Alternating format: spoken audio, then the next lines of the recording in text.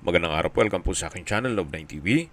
Nandito po tayo ngayon sa isang guarded subdivision dito sa Quezon City. Ito pong bagong video presentation natin ay isang 2-story house na may lot area na 430 square meters.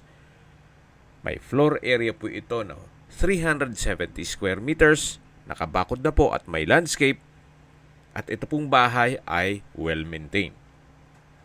Meron po itong 6 bedrooms, 5 toilet and bath, maid's room, 6 covered car garage, entertainment room, at bare lang po ito. Lahat na pong furnishings na nakikita nyo ay hindi po kasama.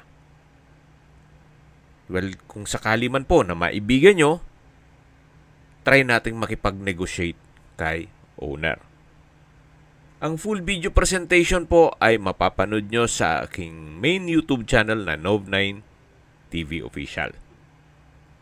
Dito po sa baba ay meron pong master bedroom na kung saan kung meron man po kayong PWD or senior citizen sa pamilya, yan po ang para sa kanila. Then dito naman po yung covered lanai na naka-polycarbonate roofing. At tungkol naman po sa dokumento nito, ito po'y titulado, buhay po ang may-ari, kaya wala po kayong maging problema sa documentation o sa transfer ng title. Napakalapit lang po nito sa Commonwealth at iba pang business establishments. Binebenta po ito ni owner sa halagang 43.5 million pesos. Kung may mga katanungan po kayo, tawag lang po kayo sa aking numero. At para malaman nyo po yung video code ng full video presentation, paki-message na lang po ako. Maraming salamat po.